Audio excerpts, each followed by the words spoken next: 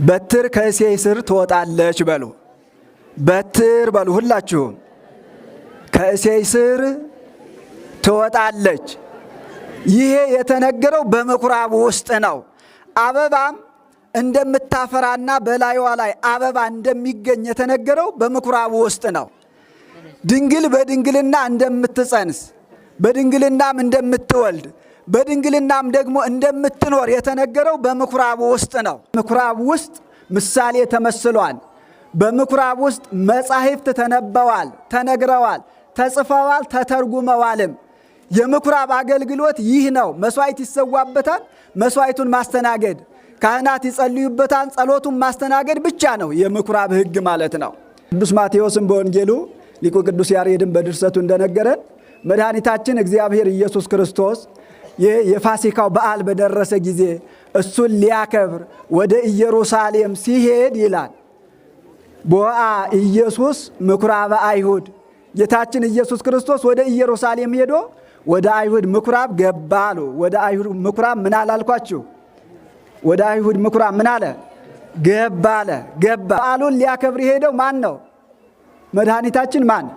ኢየሱስ ክርስቶስ ነው። መድኃኒታችን ኢየሱስ ክርስቶስ በዓሉን ሊያከብር የሄደው ትንቢት ብቻ ሊነገርባት ወደሚገባው፣ ምሳሌ ብቻ ሊመሰልባት ወደሚገባው፣ አምልኮተ እግዚአብሔር ሊፈጸምባት ወደሚገባው ወደ ምኩራቧ ነው የሄደው።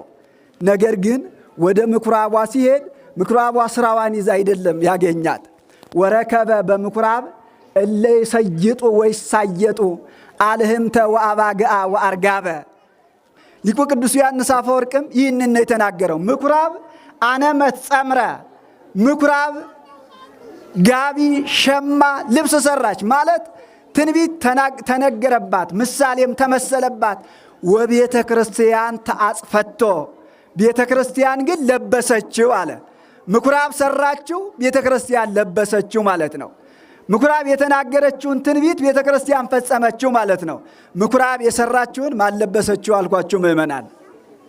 ምኩራብ ሰራች፣ ቤተ ክርስቲያን ምን አለች? ቤተ ክርስቲያን ምን አለች? ለበሰች። ዛሬ ቅዳሴ የተቀደሰው ምኩራብ በትንቢት የተናገረችው ምሳሌ አማናዊ ስለሆነና ስለተፈጸመ ነው ማለት ነው።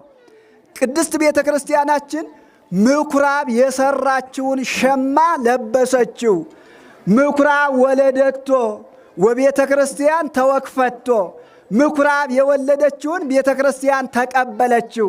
ምኩራብ ያሳደገችውን ቤተ ክርስቲያን ደግሞ ተጠቀመችበት፣ ተረዳችበት። የቅድስት ቤተ ክርስቲያን ምሳሌዋ ምኩራብ ከሸቀጥ ከጸዳች፣ አማናዊቷ ቅድስት ቤተ ክርስቲያን ከንግድ ማዕከልነት፣ ከሸቀጥ ማዕከልነት፣ ከነጋዴዎች፣ ከቀማኞች፣ ከሌቦች ልትጸዳ ይገባል አይገባም? ምእመናን